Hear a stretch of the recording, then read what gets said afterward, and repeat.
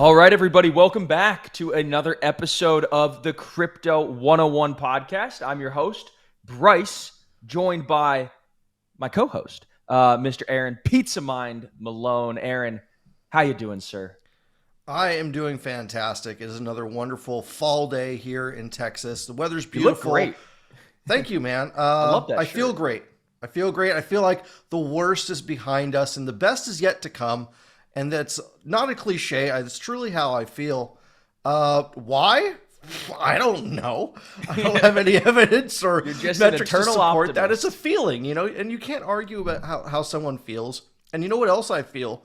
I feel like the future of websites is the metaverse. I think gone will be the days of reading giant blocks of text and having to switch through pages, and an immersive experience that leads you to hundreds or thousands of more experiences is the future. And the future is already very present and being pioneered by our guest today. Bryce, who do we have on the show? So we have a co-founder and the chief operating officer of Sandbox, Sebastian Borget, which I think it's French, and so I hope I didn't butcher that. But Sebastian, welcome to the Crypto 101 podcast. We're excited to have you. Thank you. It's a pleasure to be here with you, Bryce and Chris. Yeah, so let's kind of get a little sense of your background. You're got a very intense background, I should say. You graduated with a master's in computer systems.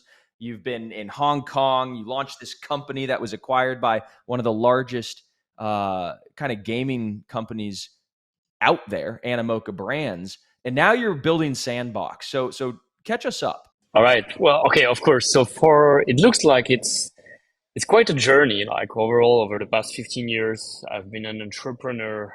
I co-founded with my business partner, Arturo Madrid, 3 companies. 2 of them have been acquired, always in the space of new technologies. The first one in peer-to-peer, second one in user-generated content and cloud streaming for like sharing your photo, video, music with friends online. And the third one into mobile free-to-play, which, like you said, has been acquired in 2018 by Animoca Brands. But I didn't came out with the idea of the metaverse right from the beginning. It's been 10 years of work and evolving this existing mobile franchise, the Sandbox, which was at the very beginning a very simple game, just like enabling anyone by the touch of their finger to create 2D pixelated world and share them with friends online.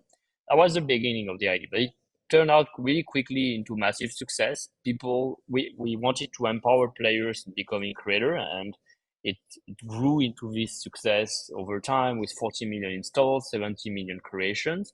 And we felt that more than just empowering creator, we also wanted to like enable those creators to truly own the content they create, earn a revenue from what they created, and potentially like expand the content they create beyond.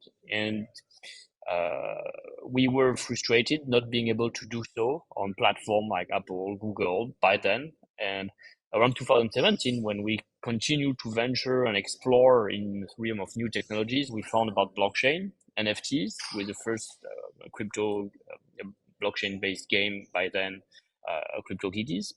And that inspired us to combine the user-generated content with NFTs and launch a new version of Sandbox, this time as a 3D multi-platform, multiplayer game. And fast forward 4 years later, Sandbox is one of the main decentralized virtual world platform. We are proud to have more than 4 million registered users with a wallet, very active community of creators, 10,000 of artists, 230 studios, and also 400 major brands who own lands among 22,000 landowners into this virtual world that we're building together now and bridging culture on one side and technology on the other side to shape a new format of entertainment. It's a one of a kind experience so far, but you guys are rolling out even more experiences in these different alpha seasons. Can you walk us through the thought process behind that? And what can we expect with this upcoming Alpha Season 3 that's coming out in just a few days? So the idea is like the metaverse. It's a concept that really has been out there for quite some time in science fiction books and movies. and really came up to the light of the general public with Facebook rebranding itself as Meta. But it's still very hard for most people to understand or feel what the metaverse really is and how it's going to transform the future of our social activities and gaming and interaction with other users through an avatar. So we feel building the platform, we still think like the metaverse will be as good as the content you will find in it. And we're very attached, being down to earth, to produce the content with the community so people can get a first feeling, a first sense of those kind of experience that they can live in the metaverse. We've launched already 2 alpha season, and we introduced the third one on August 24th. So it's been already a little bit more than a month now. And for 1 more month, it's closed on November 2nd, people will be able to access 98 experiences built by the creators, by the community, or by Sandbox. Out of those 98 experiences, there are 22 from major brands, from music, like Steve Aoki, Deadmau, Warner Music, Sueco, Avenged Sevenfold, just to name a few, but also from gaming with Atari, with Ubisoft and Rabbids, or from like entertainment in general with The Walking Dead.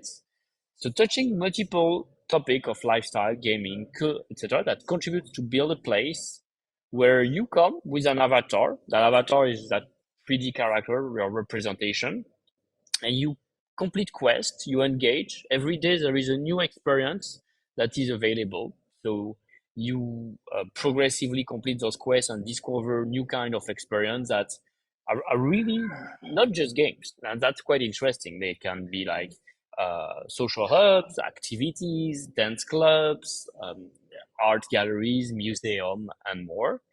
And you climb a leaderboard depending on like the points you collect as you complete those quests, and you can earn reward at the end of the season based on that. So in a way, we make the metaverse more tangible, more accessible. We showcase the possibilities for brands, for creators, for users, all of that concentrated in one season.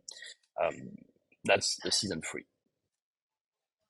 It kind of sounds like the perfect blend of gaming and lifestyle. Like it's not just a game. It's like you could go, you could spend your whole day there. You could talk with your friends, you could do different activities. Yet all of like living is gamified in a sense. There's rewards attached to it. There's leaderboards, and so it really does sound like an immersive experience. And I'd actually love to get involved in some capacity. We could talk about that later. But tell us, it reminds me a little bit of like Fortnite as well. Like I'm looking behind you at the characters and the movements, and Fortnite has a new season, every so often. And you could really, they have concerts, right? Travis Scott, gave a multi-million-dollar concert inside a video game, and so now it's like just transforming, I guess, from game to life. And so, tell us about some of your grand vision for like what Sandbox eventually will be. But effectively, we have this experience ourselves more than 10 years in gaming. So the concept of season is something that people understand generally across the board. You see that for TV series, and in games as well. And the notion of like participating into those seasons regularly and earning rewards based on your engagement. You can choose to play very lightly or to really complete everything, and you will earn different amount of reward, whether they are tokens or NFTs. That's the great thing. And I think we are not creating games, we are creating a new format of entertainment with avatars who interact, who socialize, who express themselves, who dance, who jump, who run. The avatar that you can play with doesn't need to be created in Sandbox. Actually, we have 13 collection interpretable from the existing Web3 ecosystem, from the most popular NFT collection. And you What are some share those examples of there? moments. Bored Ape, Clonex, Cool Cat, Cyberkongs, World of Women, just to name a few, but you can also play with Nice. your Snoop Dogg avatar or Steve Aoki avatars. That's really cool, and it creates a very diverse environment where you're not just meeting like people who look like their real self, but they look like have a new appearance, even non-human one, and it's It's a topic that I find like the notion of digital identity as well in those virtual worlds is interesting. One thing I'm So can very you bring your NFT like PFP to life? Like it kind of like you could port it to Sandbox and then actually see it come to life in a sense? exactly. That's That's yes, so that's cool. being part of the open metaverse, and that's what differentiates us from Fortnite. Fortnite, you mentioned it before, like people spend time, they engage, they buy skins, but all that content they own, it's actually locked on Fortnite platform. They cannot take it out, they cannot transfer and use their Fortnite skin somewhere else. They cannot sell it to other users. So there's a whole aspect of the metaverse that's also touching like true digital ownership of your identity, your asset, your virtual land, your virtual house, your equipment, your wearable, and the overall economy behind and jobs. There's also something interesting you said at the beginning, which was like the future of the internet is not browsing websites or social media, but is more like entering immersive virtual world. Something quite interesting in Sandbox is like users are already spending half an hour, sometimes several hours a day into those experiences. So it really creates a different approach, a new paradigm shift toward how we consume content, how we interact with the content, rather than browsing website and staying an average of 10 seconds on a web page before we bounce off to another. We're really looking to be in the space, to be more focused, to interact with others.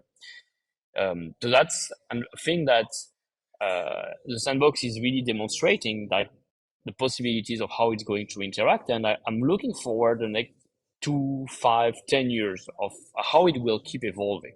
Think about it. What was sandbox like 5 years ago or just 2 years ago? It's very different from where it is right now. So in 2 years more, I think like people will, there will be many more users. We already have over 230 plus thousand active users in the season 3 and it keeps growing. So it's quite exciting. Uh, Spend more time, have more ways to express yourself with an avatar and also encompass all the different sectors of the industry, whether of course you're socializing, gaming, but also think about learning, shopping, dating, working, your job. We have even had our first wedding in the metaverse just 2 weeks ago. A couple from Get Singapore out. That's got well. wild. Exciting, right? I was the first one, but I'm sure they are leading the way. There will be much and a lot of different meaningful interaction between avatars, and that portion of time they're spending in virtual world is very real. So how do you call it virtual reality anymore? I do think it's just becoming a part of our reality.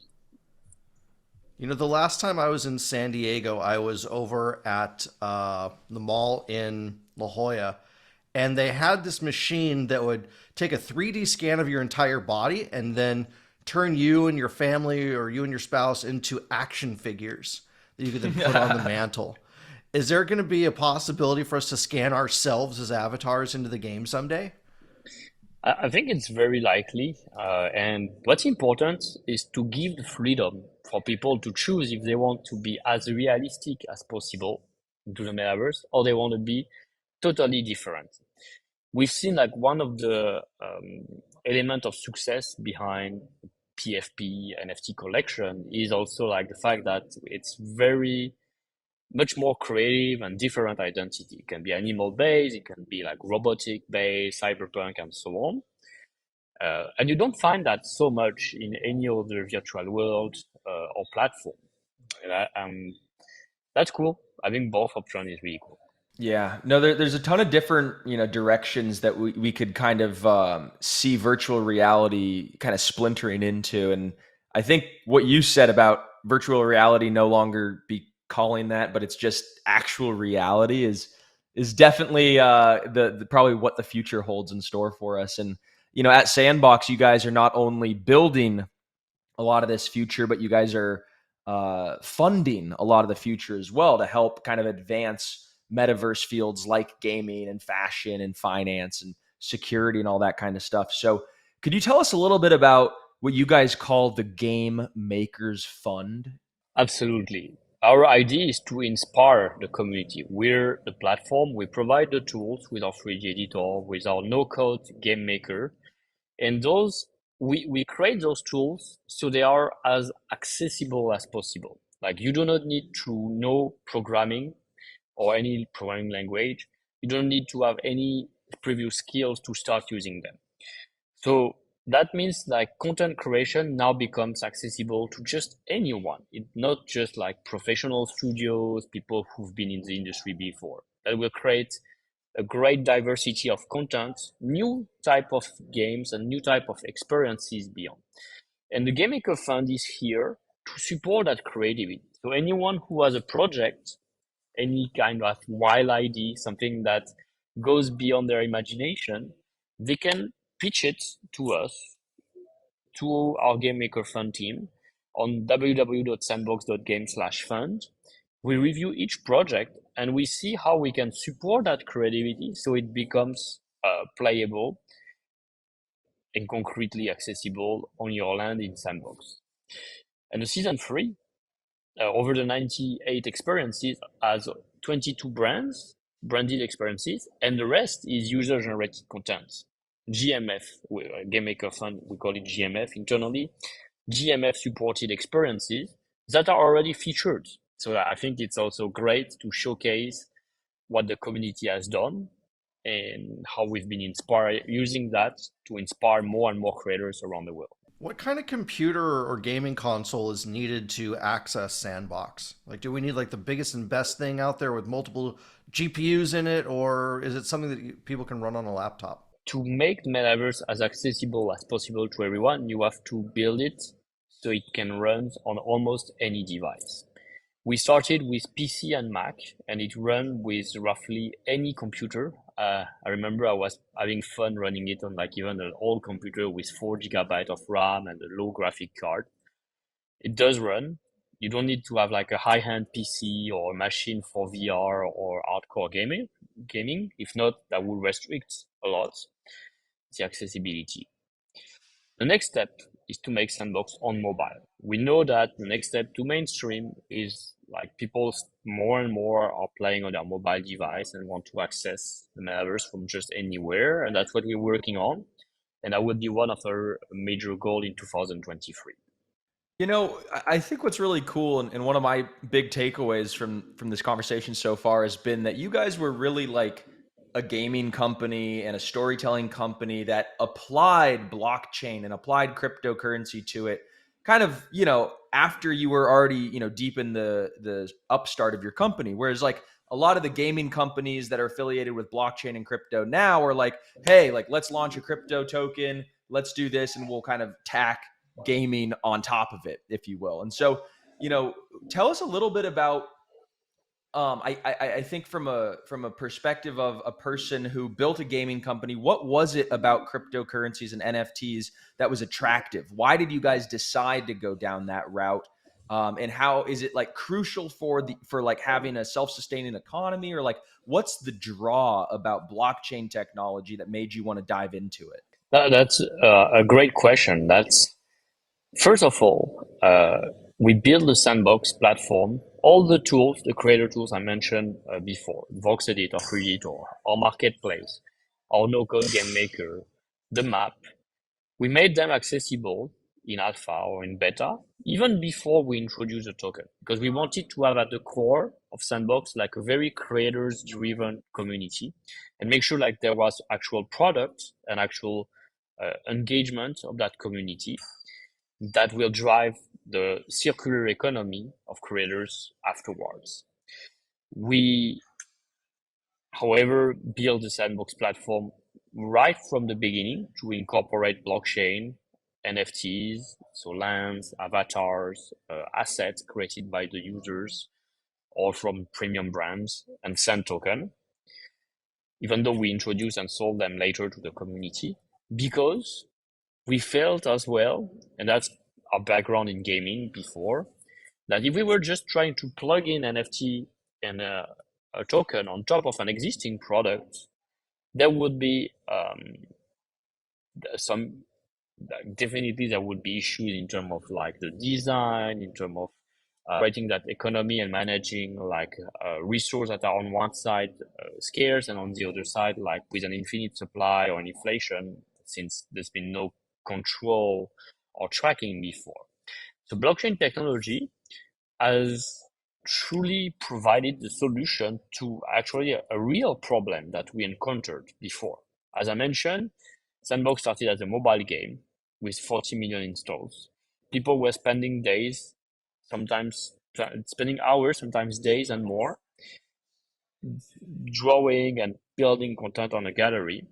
At the end, we had 70 million creation. All that content, all that user-generated content contributed to the success of the game, contributed to the revenue of the game. So people were spending time, and we earned the revenue as a game developer. And we like all other game developers, you keep 100% of the revenue. Like, it's quite rare, the ability to be able to share that revenue with your creators, even if you want to. It was just no solution for that. Platforms like Roblox typically have 30% rev share for their creator, since they control the currency, the exchange rate of their currency, the Robux.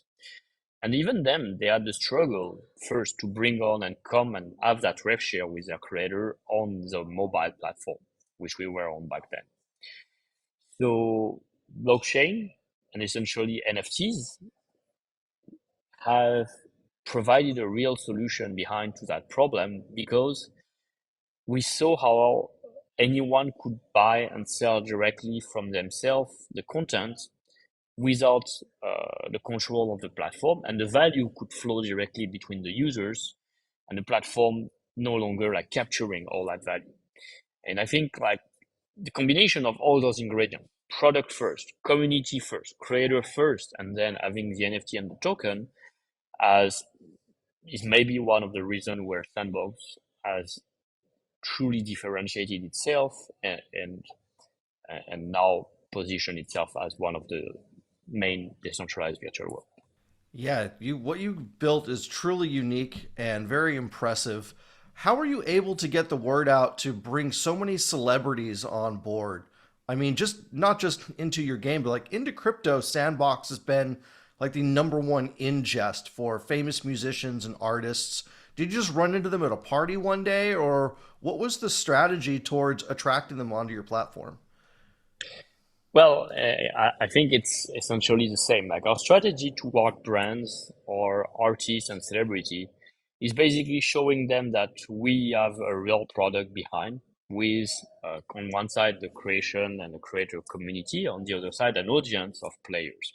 And don't think like it was easy ever. Like, first of all, from our background in mobile for past 10 years, we had experience in branding and licensing. So we had collaboration with Pac-Man, with Shrek, with Snoopy, or Peanuts, Snoopy, Adam's I like that Family, guy. etc.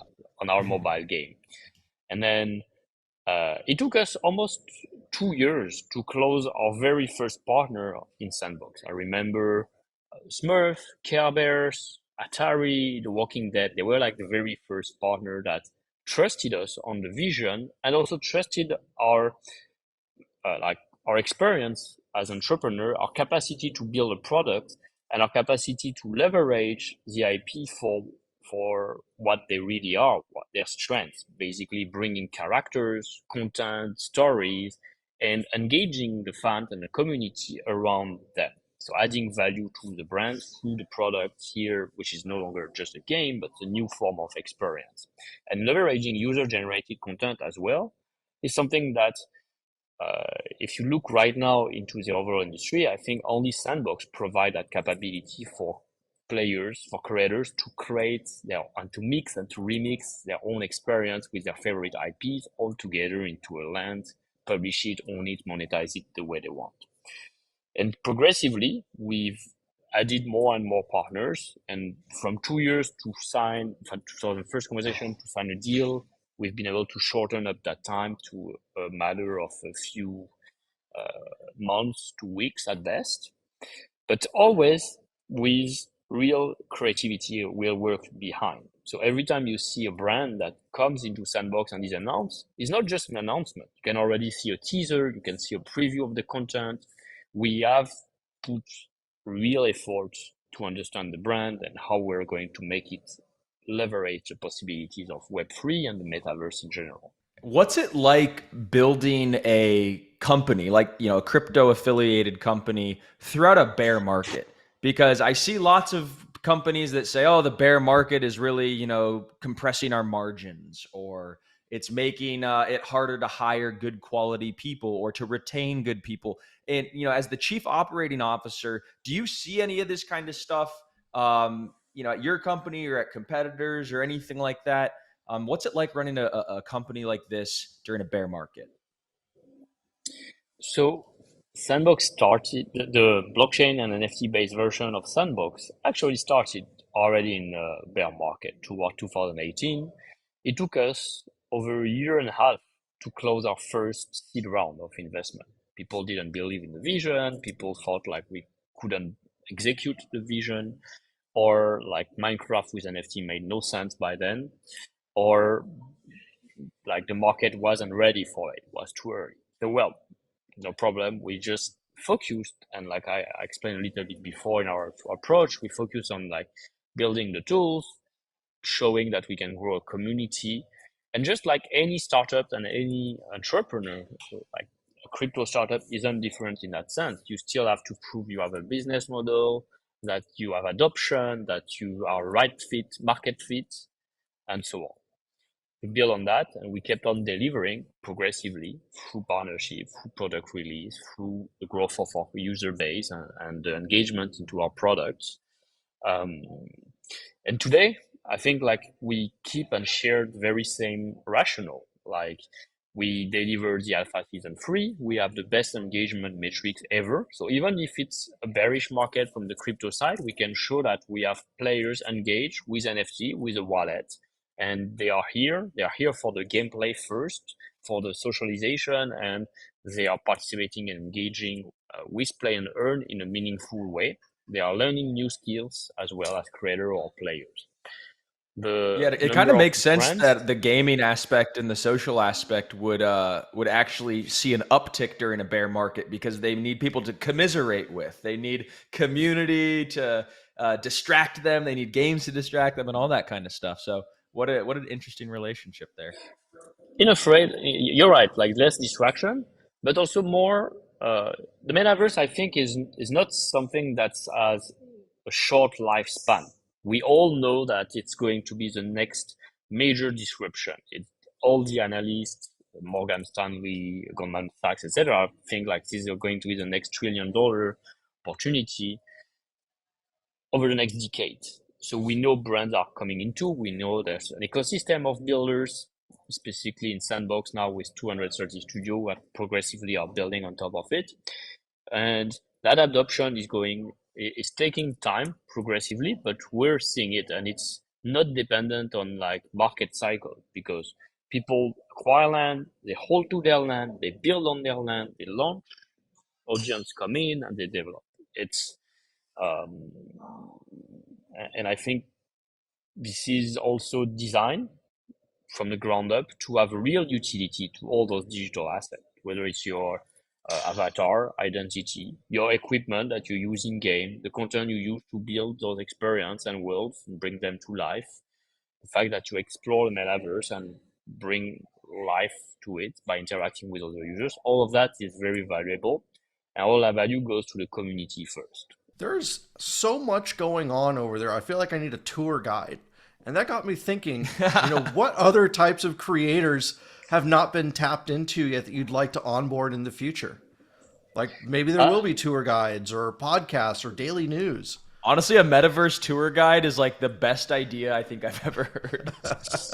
you know, like definitely, I think there will be million of jobs and different jobs in the metaverse.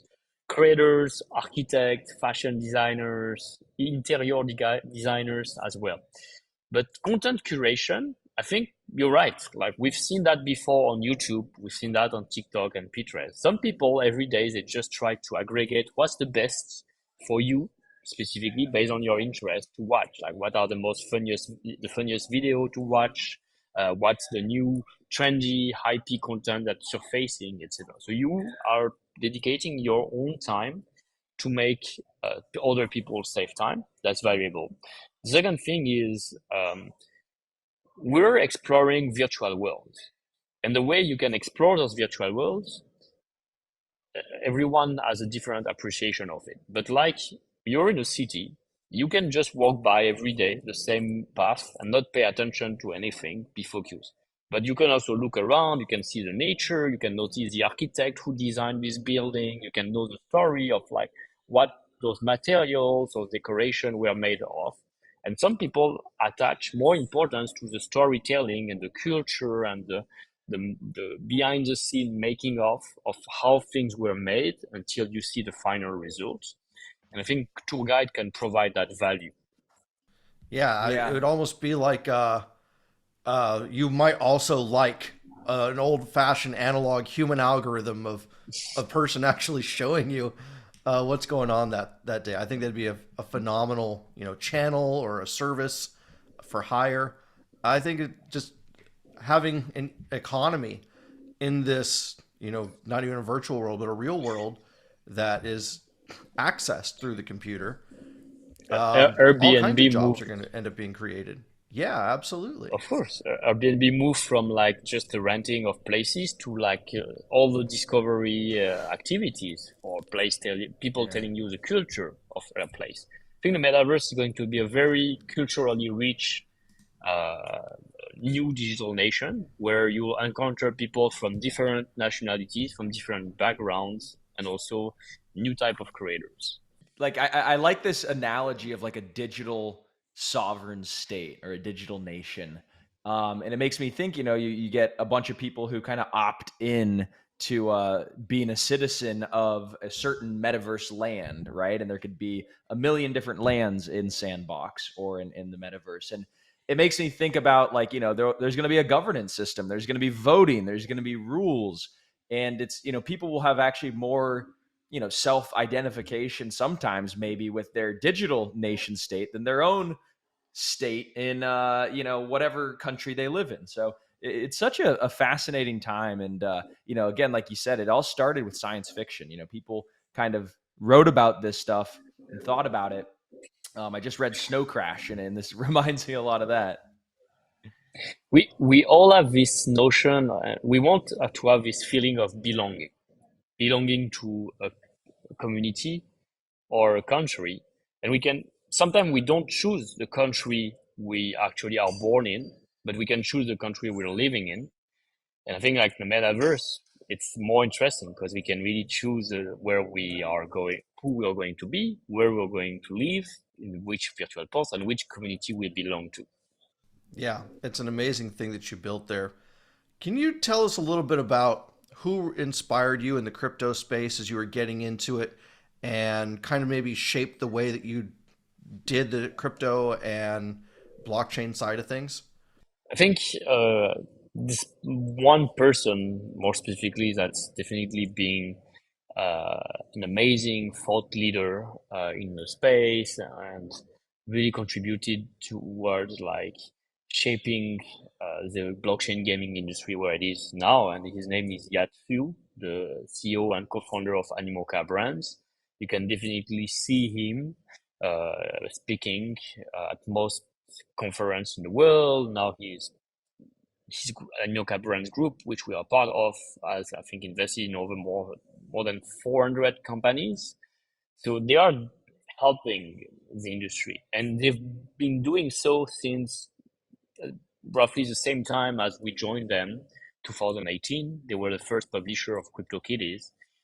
So you need that kind of thought leader with that conviction who not only brought entrepreneurs, founders, communities, and projects, but also all the investors as Animoca Brands keep bringing more and more relevant investor in the space to develop an overall ecosystem of Web3. What what's one other company that you're looking at and you're saying, hey man, they're doing something really cool. They're doing something really valuable. What's one other company?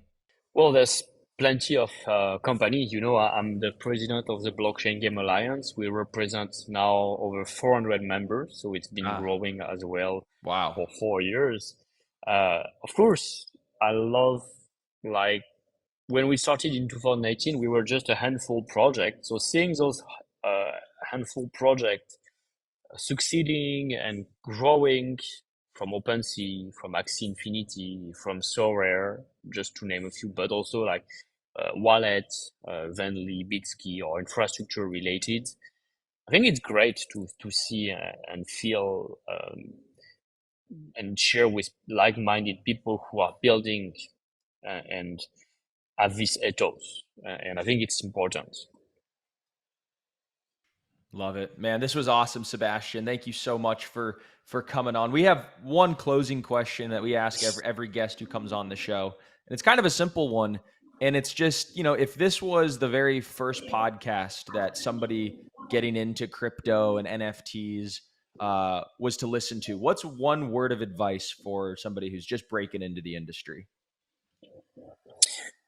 All right, one word of advice, like make your own opinion about like NFTs and crypto. Like find a project you like, that appeals to you based on your interest.